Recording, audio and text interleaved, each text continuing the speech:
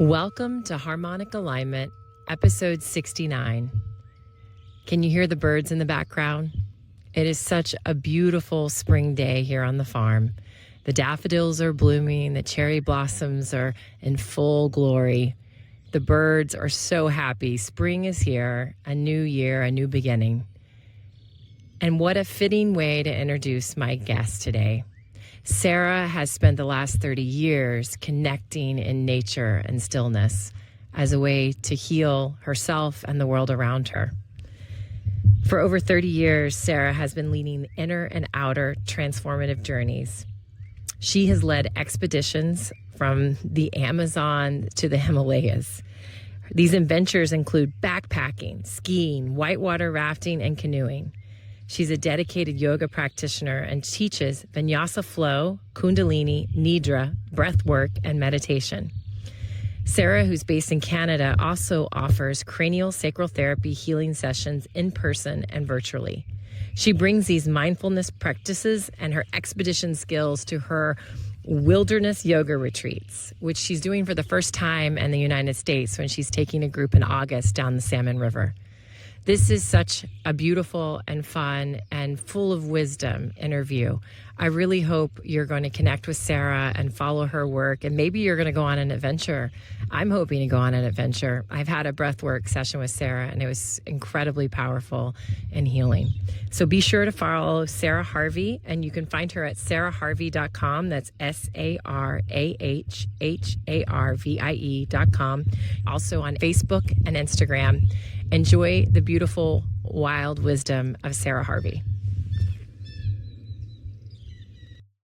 Welcome to Harmonic Alignment. I am so excited. I have a new friend with me today.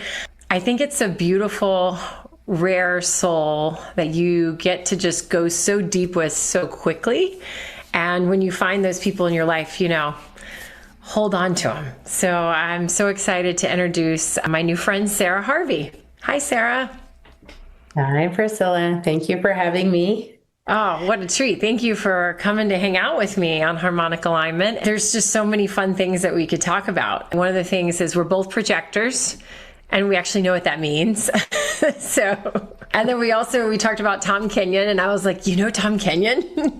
The Hawthorns and the Mary Magdalene manuscripts. And you have been doing silent meditations since you were 19 years old. Tell me about that. Because I think for anyone who's on the fence about going into an experience and being silent, can you share some of the wisdom that comes with that?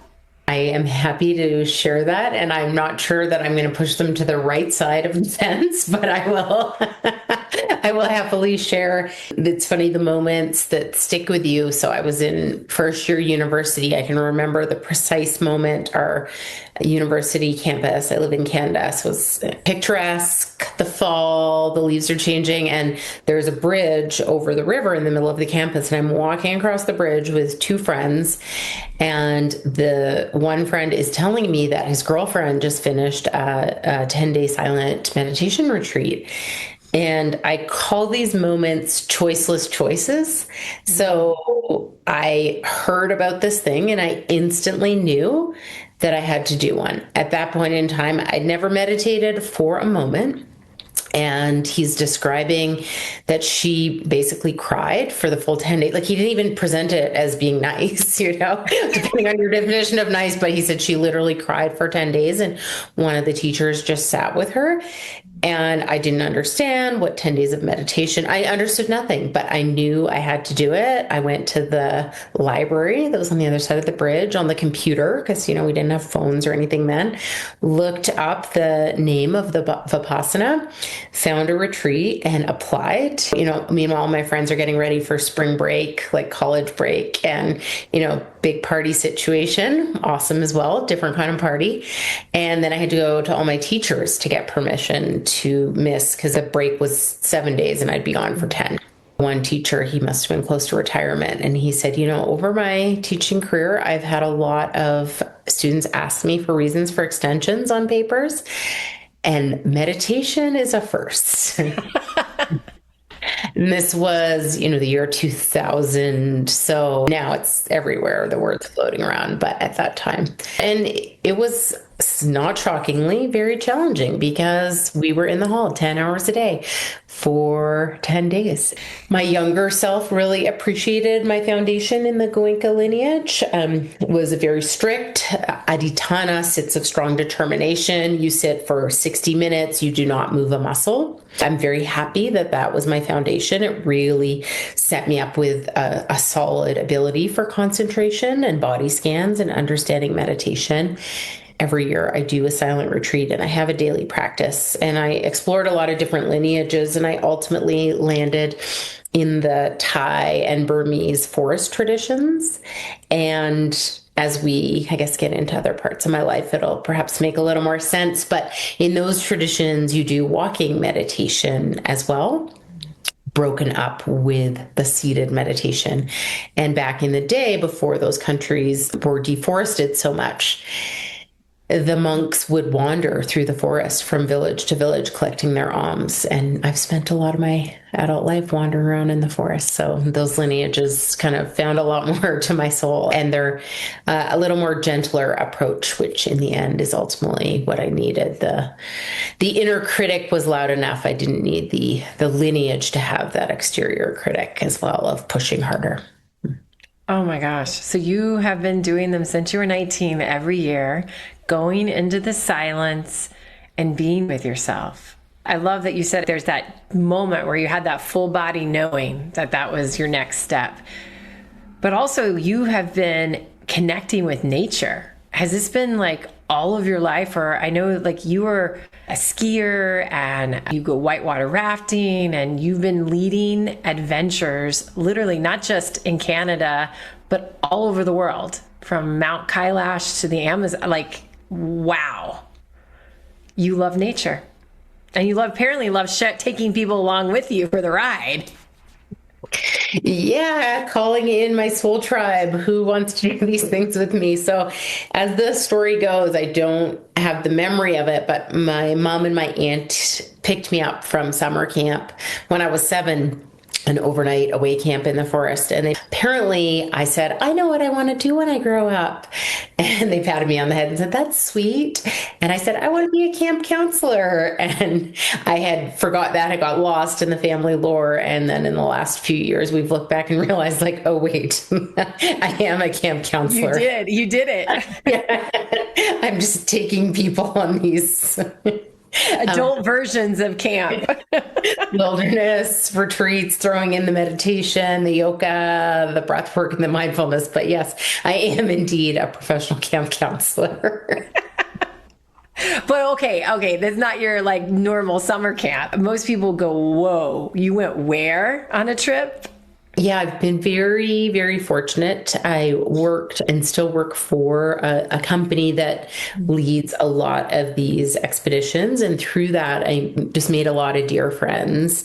And we started scheming some of our own trips. And I was always bringing in the yoga, the mindfulness, like that's just who I am. But to be able to make those a higher focus of the trip was really important. So the last few years, I've gone to Western Nepal and partnered up with a dear Nepalese friend that I've worked with for years on the river, the Karnali River. It's the last free-flowing river in Nepal. The headwaters flow from Mount Kailash, which for spiritual seekers is a major, major destination.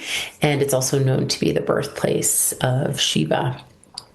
And it's fascinating because I haven't been to Mount Kailash proper, but my understanding is that hundreds and hundreds of spiritual pilgrims arrive there every day. And while we're on the river, we maybe see one other group traveling downstream, and then we have the sweet opportunity to interact with locals who live along the river. But we are completely out of the tourist circuit. So I feel very, very privileged for that real connection with nature.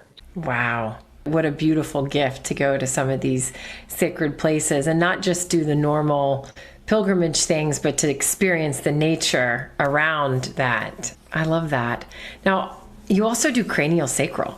Like, what a cool healing modality. That's some really cool stories of young children that has lives have been changed for the better with craniosacral. How did craniosacral come through? I love that you mentioned the young children. Thank you for that, because I know in Europe it's a lot more, shall we say, integrated or normalized, and a lot of mothers take their babies shortly thereafter birth with this idea to complete the birth process in whatever that may mean for that baby and that mama. So it's really profound work for children. I don't specialize working with children, and I got into it, I think, as the wounded healer archetype. So I was in a serious car accident, dealing with some chronic pain in my early 20s. So way before it was a thing, I got into it, and it profoundly helped me shift out of pain. I had some really powerful experiences, and I just remember saying to the practitioner, she was a physiotherapist, and saying,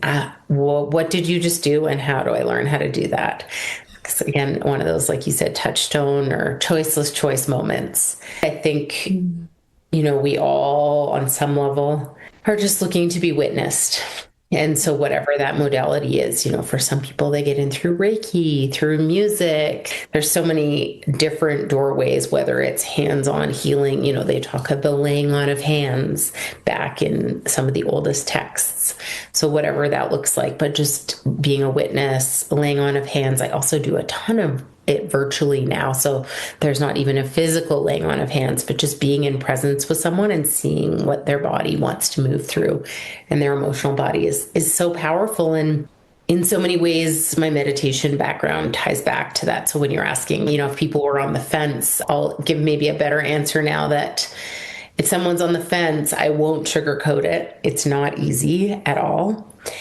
And once we start to sit with ourselves and realize how much energy we put into not feeling, whatever that looks like for us, the numbing, spending money, distracting, pick your poison. And your poison could actually create great things in the world too. But that inner motivation, that terror of sitting with ourselves, it was terrifying. I mean, I tried to leave when I was 19, on day 4, 5, and 6.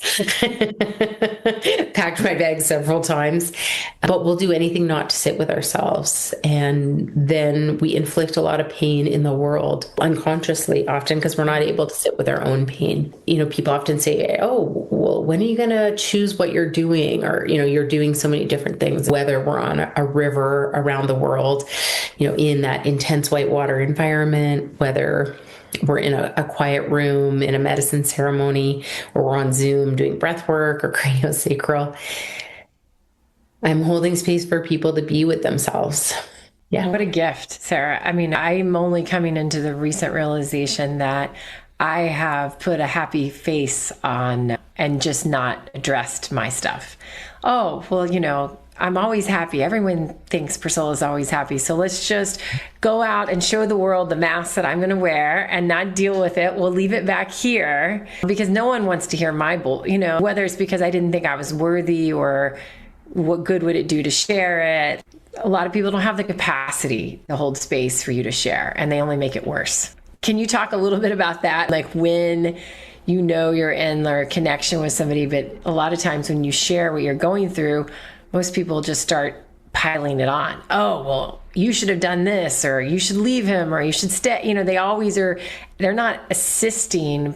They think they are, but they're not really assisting. Well, yeah, you nailed it there. I think that's why a lot of our institutions are now crumbling. Find a lineage of religion, yoga, meditation that doesn't have, we'll call them gurus at the top that haven't fallen, and CEOs and Jeffrey Epstein. And we put people on pedestals, we give them power, and we ask them what we should do. Often we do outsource our own power because it's easier to blame someone else if it doesn't work.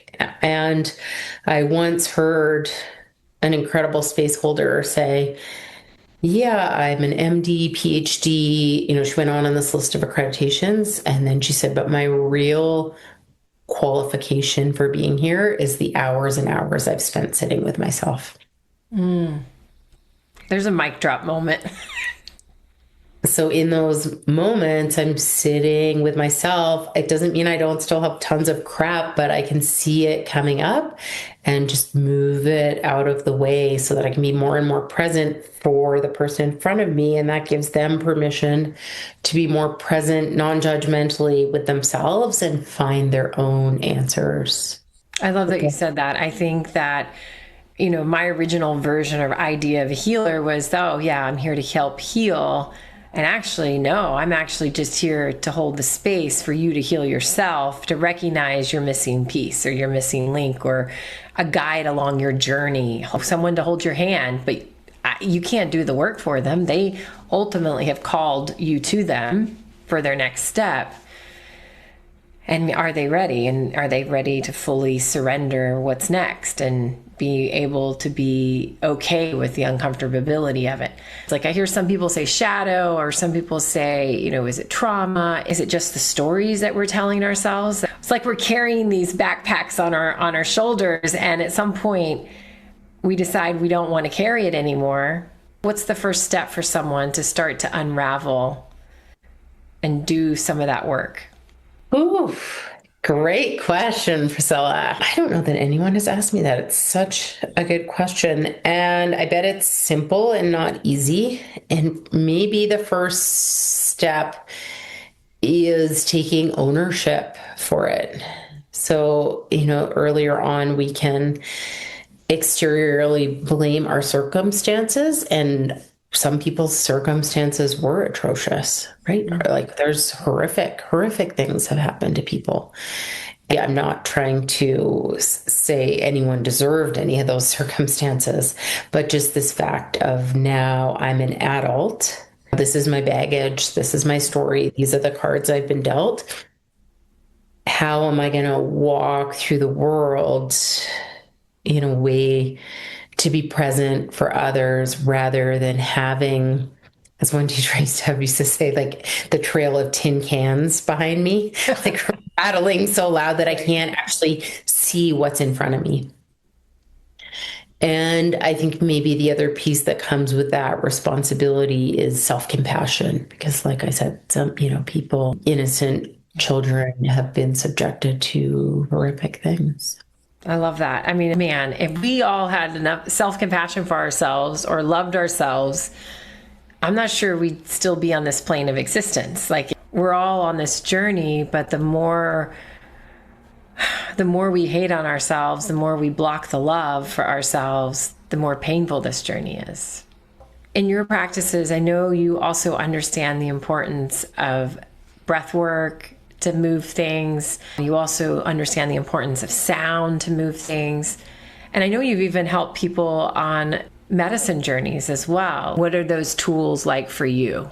Well, first, they're fun. I'm smiling because they're just these fun, like, how do we play with all this work that can be heavy and it's painful and it's dark? And, there are, for me, there are kilograms and kilograms of chocolate consumption between me and wanting to feel my feelings, so. That's why you're my soul sister, the chocolate consumption in there. I'm like, yes, dark chocolate, please. It helps a lot. So how can we bring some pleasure, some play into these really charged places? And often there's so much protection around them that we need a slow pleasure, trust building exercise to actually even be able to touch some of this, because it's so guarded. And often a space holder can be so skilled, but if they're just not at the right resonance for you, it's not the right time. So there's so much trust that goes into all of it. But essentially, I describe integration work or integration play as the unsexy work that no one's interested in. So everyone wants the big realization. So like at the amazing Dr. Joe retreat where everyone's dancing together and people are getting out of their wheelchairs, or you're on the medicine journey and you have the insight and the realization and everything's love and rainbows, or you're on the retreat and the sun's setting and you're all meditating and chanting and energy's flowing, and all those moments are incredible and they're so important, and we all need those peaks. And only 20%, speaking specifically to psychedelics, of the quote unquote work happens during the journey. So during that peak experience, and 80% happens after, in the unsexy daily habits, where we've opened this neural pathway that was closed for a very long time, potentially our whole lives.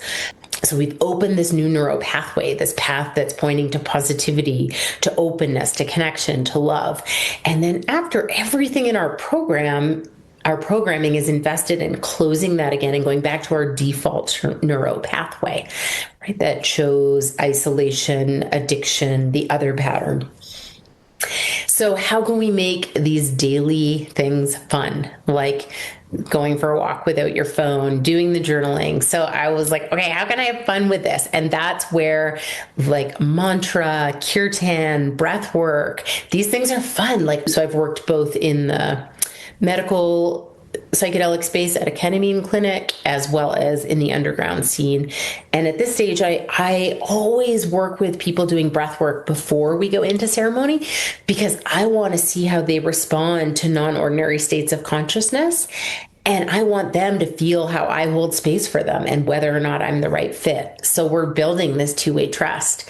And breath work, you start and it's like, why am I doing this? Like, what is wrong with me? Why do I? It can be so painful at first, but once you get in it, you're like, oh my God, it's so amazing. Exactly. I'm like, why do I think I need to fix myself? Like, why am I once again subjecting myself to this weird thing? I could be just like doing something pleasant right now, but then it does turn pleasant and you can get back to that neuro pathway. And especially right now, I'm doing it virtually in community twice a week. And all these people show up and the group energy carries you. Sign me up for that, by the way. I am totally doing this with you.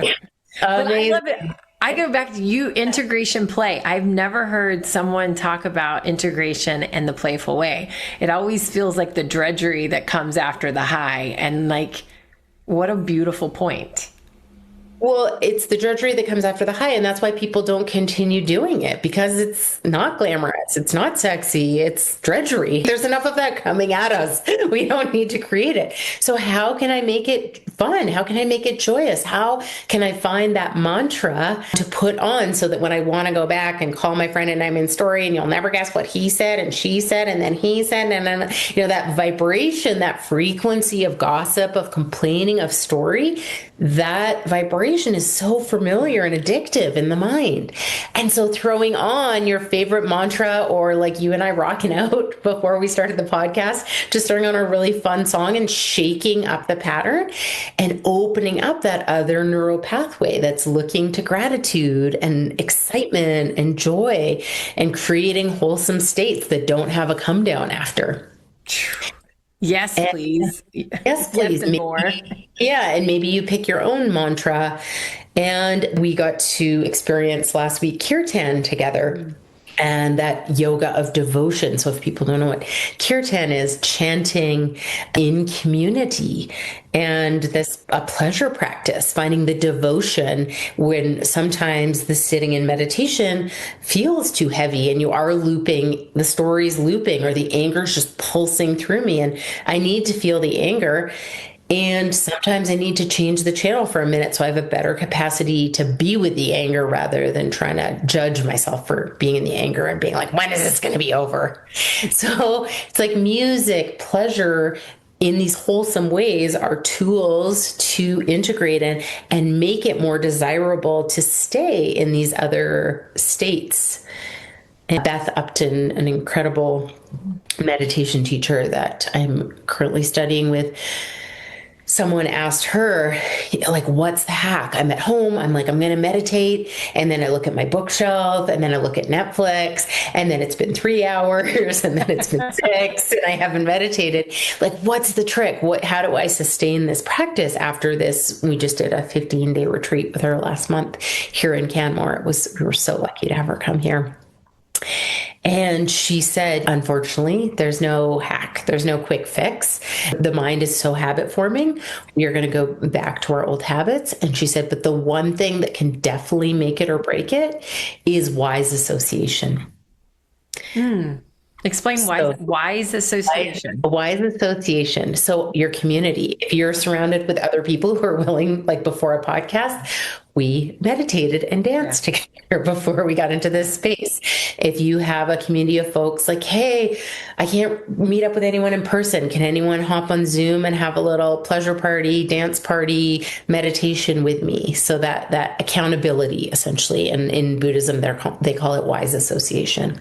So I love that. So gather your community of like-minded souls. Locally, we have once, sometimes twice a month, we do a toning and tuning. And then I have friends that call it the Om Collective. And like, it's our Saturday night. It's just sound, music, movement, breath. No substance is needed. And it's such a better way to spend your Saturday night than in a bar. Like, you just feel so good. It's like kind of like a Saturday night church thing before church. We were at a celebration of life, an epic celebration of life last week, and a few friends told me before they realized they were nervous to go because they knew they would never be the same after. And it was such a potent gathering of souls. It was so incredible, the celebration. And, we got to experience kirtan in community and having a large group of people singing devotional mantra to celebrate a beautiful soul's passing. Those moments change your vibration. They change your frequency. It was such a beautiful experience. And then to dance with those souls and this like space of no judgment or comparison in a venue that's normally about rock and roll and alcohol was just like, whoa, okay, we just shifted the energy of this place. Yeah. Finding out Prince cut his teeth in that nightclub and he her toning to a gong and chanting kirtan and then throwing down so hard. There's a group of us here definitely lighting the way. And, when we get together, we can just light the way and make it more comfortable for other people who are still dipping their toe in the water. And they're like, no, it's cool. We're cool. You can do this. Let's go. Get comfortable. We were screaming at one point. We were letting out full-bodied screams and doing breath work. in a rock and roll venue. So. And you and William representing the divine masculine and the feminine and the full range of beautiful voice and the acoustics in there. And, a lot of people who came had no idea what they were coming to. They came from very, very different worldviews. They definitely weren't expecting any of that. And that wasn't in their interests at all. And all I could hear from the crowd around me was, wow, I can't believe how good I feel doing this. Yeah. And that wise association, like suddenly being in a crowd of 300 gave them permission to, yell their anger, yell their grief, tone, laugh, cry. Yeah. Well, Sarah, I feel like that's kind of your mission in this world. You've been giving people permission, and you're doing so many different beautiful healing modalities, but they're all leading to holding space for people to show up. Okay, they're all arrows pointing at the same bullseye. I like that. I love that. Explain the dandelion behind you. I love that description of the mind. Yeah, so this is my treatment room. So I do in-person treatments as well as a lot of virtual work.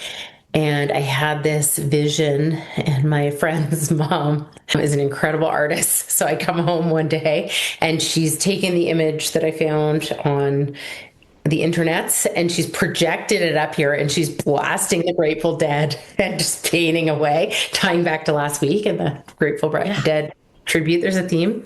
And so it represented to me the mind, and this is the center of the mind. And then these are anxieties and worries leaving the mind. Wow. Sarah, if people want to find you, how do they find you to work with you? I have a website and the socials, all the good things, sarahharvie.com. If you don't see something on there that works for you, just fire me a message and we can set up a time. I know everyone's schedules are all wacky and we can find something that comes together. And I run, as I've mentioned, these wilderness yoga retreats. So I'm really excited. In August, there is a river that's very near and dear to me in Idaho, the Salmon River, the main salmon. I've been on that river every year since 2008. And I fell in love with it. And I finally was able to pair up with a company to get a permit on it to bring my own group commercially, which is very, very challenging to do. So I will be, along with my dear friends, taking a group. There's still spaces available August 27th to September 1st down the main Salmon River, beautiful white water. And it's really special because there are these historical homesteads that have been grandfathered in. It's the largest unpaved region of the lower 48. So it's this wilderness, yet there's these homesteads grandfathered in. So these people that live on the river, and they're real, beautiful, unique characters. And to do yoga and meditation on the beach, breath work, mindfulness. So that's my adventure that I'm super excited about that's coming up. Oh, Sarah, that sounds amazing. So August, the Salmon River. Wow, that's so cool. I love to ask, if you had the ability to speak to all souls, what is a message do you think that every soul on the planet needs to hear right now? I think we'll go back to compassion and kindness. So offering ourselves a little more kindness and compassion, and then extending that to our neighbor, person beside you, the airport line, whatever the example, but just like more moments of humanity. Yeah, shared humanity, widening our circle of wise association, one act of kindness at a time. I love that. Yeah. Someone once said that we really only have one job, and that's to be a loving presence. And I remember when the first time I heard that, I was like, well, that's a weight off my shoulders. And you think you come in and you're supposed to do all these things and show up this way and show up that way, but I can be a loving presence. I mean, why can't we all show up as a loving presence? And take out the performative requirement of leaving the house. Yeah. I love that. I love that. Well, is there anything else that is coming up for you? We're launching into the year of the horse, and I feel like we're off to the races in some ways, but maybe there's a grounded stillness that needs to be a part of that experience of being off to the races. What do you feel is coming through in 2026 and beyond? I think these sweet opportunities to have more fun doing the healing work, accepting these painful parts of ourselves and vulnerably sharing with others and realizing we're all carrying our stuff and it's not so heavy and dark. So we're not all hiding away on our phones thinking that we're, not worthy of love or waiting till we've done all the healing to be vulnerable. The loop of trying to fix ourselves, right? So let's just bring in some humor and community and what did you say? The drudgery. Yeah. Let's break through drudgery and have a little more fun and community with this integration work. Yeah. Because there's no quick fixes, right? There's no quick fixes. I am so glad you said play, because I think in the spiritual world, we think it has to be serious and like with reverence. And I'm like, I actually think some of the coolest souls doing the best work on the planet, I think they just go around having a good time. And I think that we've all been told that everything's supposed to be a struggle, or even spiritual journey is a struggle. I'm like, no, what if we were just here to say, let's have fun, let's be kind, and let's just do what brings us joy. What's wrong with that? That's not selfish. That's like putting good energy out in the world. And then that's a quantum effect. We're going to amplify that. I want to go around the world having a good time with Sarah Harvie. So who's with me? I know you've gone through a lot of different modalities. We talked a little bit about the craniosacral work. You're doing some one-on-one sessions with people with breath work. Is there any other modality that you're offering that you're feeling called to share? I'll touch on the yoga nidra as well, because it's, again, fun play. Like, it's a socially acceptable nap. Yeah, 30 minutes of yoga nidra is equivalent to 4 hours of deep REM sleep. Like, how amazing is that? So I do a lot of yoga nidra with live cello. And then I also do virtual group breathwork and group yoga nidra, and I run yoga nidra teacher trainings. So I recently certified my 100th person, not mine, but the 100th person who took the yoga nidra teacher training. So that excites me, whether they're teaching or not, but maybe they're sharing it with their kids, so that people are out there sharing the yoga of sleep in this like society that wears this badge of honor of being burnt out and stressed out, that people are sharing the yoga of sleep all over the world. So these pockets, and that brings me so much joy. And Priscilla, I just want to thank you for taking the time to have this conversation and for your important work in the world. And I had the privilege of hearing you sing last week. And wow, and especially in the acoustics of both venues, in a theater as well as a bar. And the vibrational frequency that you hold and are spreading in the world through song and podcast and your voice in general is such important work. So keep going. Thank you, Sarah. I have to, because it's so much fun and I get to hang out with cool people like you. So let's just keep this going, and we're all calling in our version of harmonic alignment. We talked about this before, but how do we can just shine the brightest version of ourselves unapologetically, speak our truth, and go around enjoy. So, thank you. Until next time, Sarah, thank you so much. Thank you, Priscilla. We hope you enjoyed today's episode of Harmonic Alignment. If something resonated with you, we would love to hear about it. Please consider leaving us a 5-star review and subscribing so you don't miss an upcoming episode. Thank you.